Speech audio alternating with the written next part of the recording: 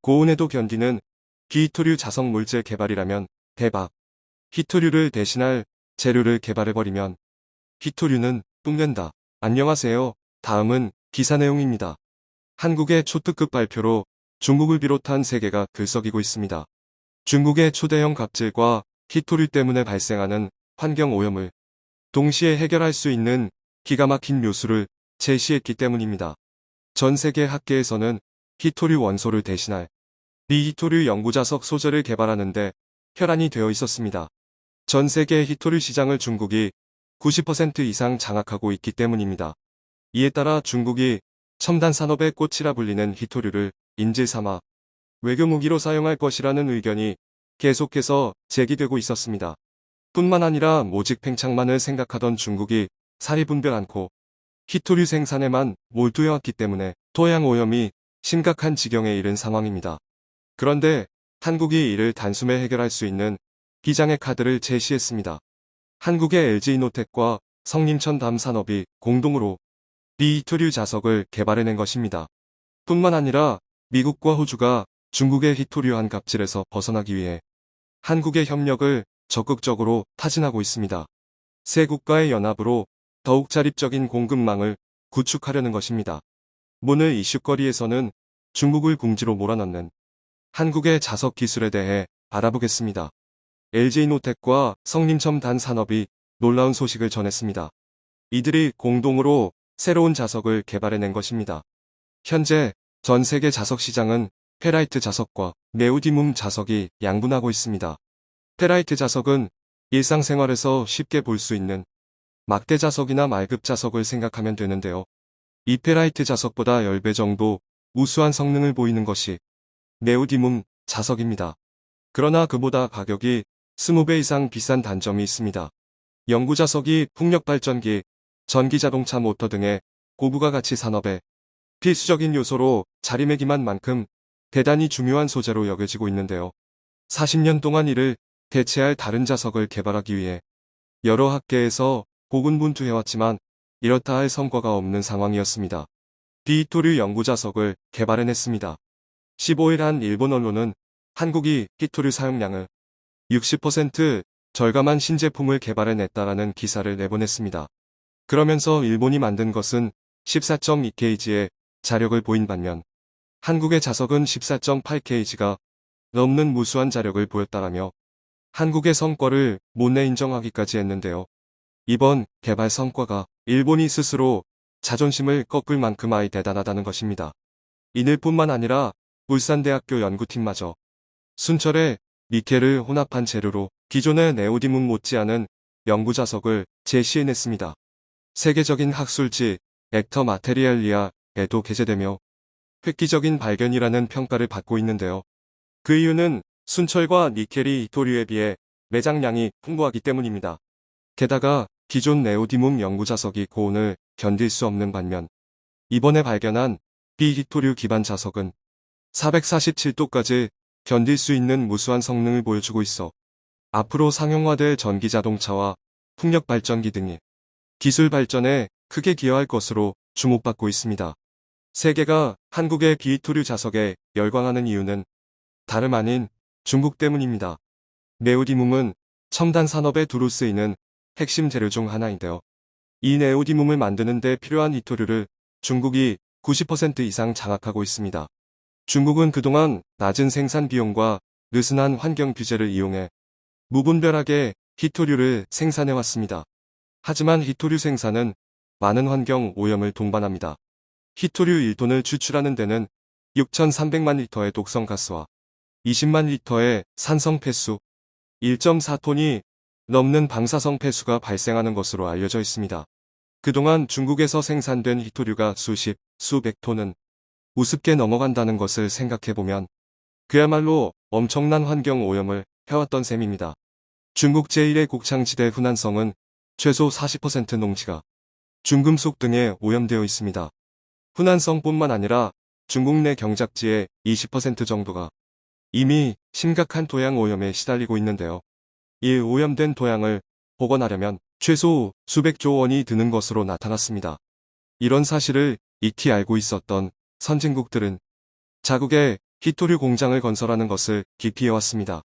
대신 원자재 가격의 20%에 상당하는 보조금을 쥐어주며 중국에서 히토류를 생산했는데요. 덕분에 현재에 이르러서는 중국 기업들이 히토류 시장을 장악한 상황입니다. 미국마저 히토류의 80%를 중국에서 수입하고 있습니다. 따라서 미국을 비롯한 서양 선진국들이 한국의 개발에 주목하고 있는 이유는 다름 아닌 한국의 새로운 자석이 히토류 생산으로 인한 토양 오염을 60% 이상 완화할 것으로 기대하고 있는 것입니다. 더군다나 중국은 현재 미국과 반목하며 전 세계를 위협하는 이단아로 등극했습니다. 바꿔 말하면 중국이 언제라도 히토류를 인질 삼아 미국을 비롯한 전 세계를 위협하고 협박할 수도 있다는 것입니다.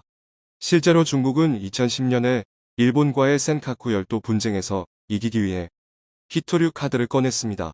이로 인해 일본 열도가 쑥대밭이 되었는데요. 당시 연구자석에 쓰이는 네오디뒻 수급에 문제가 발생해 가격이 10배 이상 폭등하기도 했습니다. 미 상무부는 중국산 자석 수입에 무역확장법 232조 적용하는 것을 검토해왔습니다. 중국이 국가 안보를 위협할 때의 승인 없이도 대통령이 고율 관세를 동원할 수 있다는 것입니다. 뿐만 아니라 미국이 연구자석 수입에 대한 보안 조사에 들어갔다는 보도까지 나오고 있는 상황입니다.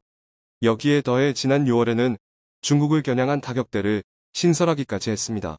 미국이 반도체와 대용량 배터리, 히토류, 제약 등 4가지 핵심 분야에 집중하겠다는 것입니다. 미국은 반도체에 540억 달러, 배터리에 170억 달러, 히토류에 30억 달러의 예산을 편성했습니다. 결국 미국은 연구 자석 부분에서 중국과의 전면전을 염두에 두고 이를 대비하고 있다는 것입니다. 미국이 80% 이상의 히토류를 중국에 의존하고 있다는 것도 문제지만 더 큰 문제는 히토류가 전투기와 미사일 등의 첨단 무기 제조에도 사용된다는 것입니다. 미국이 자랑하는 F-35 전투기 한 대를 생산하는 데에만 4형용 KG형에 넘는 히토류가 사용된다고 합니다. 미국으로서는 꺼림칙한 일이 아닐 수 없는데요. 문제는 이뿐만이 아닙니다. 미국을 비롯한 전 세계 주요 선진국들은 탄소 절감을 위한 전기차 개발에 박차를 가하고 있습니다.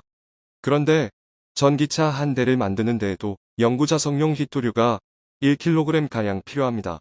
지금은 전기차 수요가 그렇게 많지 않지만 시간이 지나면 지날수록 전기차에 도막대한 히토류가 사용될 것입니다. 이유는 2050년까지 전기차용 히토류 수요가 10배 이상 늘어날 것이라 전망하고 있습니다. 하지만 미국이 이를 인지했다는 것은 중국 또한 이런 사실을 알고 있다는 뜻입니다. 23일 중국인 뉴스 포털 제메는 중국의 히토류 국유기업 모광히토의 모기업 오광그룹이 중국 최대 알루미늄 생산업체인 중국알루미늄공사와 반방히토그룹에 합병된다고 밝혔습니다. 이를 두고 전문가들은 히토류 가격에 대한 통제력을 강화하기 위한 중국의 계략이라 분석하고 있습니다. 이들 세계 기업이 합병으로 연간 히토류 생산 능력이 약 5만 톤으로 늘어나게 되기 때문입니다. 이는 연간 10만 톤을 생산하는 북방히토에 이은 중국 2위 수준입니다. 결국 중국은 기존 1위였던 북방히토를 제외한 나머지 기업을 한데 엮고 중국 남쪽에서 무주, 국방, 전기차 등에 쓰이는 중히토류를 생산하게 해 통합, 관리하겠다는 것입니다. 미국을 비롯한 주요 서방국은 이에 맞서 히토류에 대한 중국 지배력을 약화하는 데 주력하고 있습니다. 이런 상황에 호주가 중국을 견제하기 위해 한국과의 협력을 적극 타진하고 있습니다. 현재 호주의 히토류 생산 기업 라이너즈는 미국 화학기업인 블루라인과 합작사를 세워 가공공장 건설을 추진하고 있습니다. 여기에 더해 호주가 한국의 성림첨단 산업을 지목한 것입니다. 호주의 이소금속 가공업체 ASM은 충북 모창에 건설 중인 KMP에서 생산될 연구 자석을 10년에 걸쳐 구매하겠다며 장기 계약을 맺었습니다. 호주에서 받은 원료를 바탕으로 성림첨단 사업이 자석 완제품을 생산한다는 것입니다. 이곳에서 생산된 연구 자석은 현대모비스 등 한국의 대기업에 도입품될 예정입니다. 계획대로만 된다면 한국은 더 이상 중국에 의존하지 않는 자립적인 자석 공급망을 구축해내는 것입니다. 지금까지 중국을 궁지로 몰아넣는 한국의 자석 기술에 대해 알아왔습니다. 한국의 소재 부분 기술력이 언제 이렇게 눈부신 발전을 이뤄낸 걸까요? 제대로 자리만 잡힌다면 한국이 중국의 입김을 뿌리치고 차세대 고부가 가치 사업을 전부 제패하는 것도 꿈은 아닐 것 같습니다. 청중의 일부 의견. 첨단 신소재 개발은 지속적으로 개발되어 우리나라의 큰 자산이 되어주길. 그래 중국만 없었다면 이런 군비 경쟁도 없었지. 그러니 우리의 군비 강화는 당연한 거고 우리도 이른 시일 내에 핵을 보유해야 한다. 그것도 중국 정도는 완전히 날려버릴 양을 가진다면 더 좋고 말이지. 근데 중국의 잠수함은 소음이 심해서 태평양에 진출하지 못해 소음이나 줄이고 말해야지. 아직도 소음 문제는 중국의 잠수함들이 고철 덩어리란 걸 말해주지. 진정 고마운 일입니다. 히토리 대체 생산율이 대한민국 만만세. 네오디뮴 대비 효율이 얼마나 나오는지도 관건이고 레어를 올려주기 위해 레어스가 또 첨가되는데 그것도 해결이 된 건지 궁금해지네요. 당장도 대단해 보이지만 예율성까지 확보되면 정말 끝판대장 되겠네요. 기술 개발도 중요하지만 보안에도 계속 투자해야 함. 시청해주셔서 감사합니다.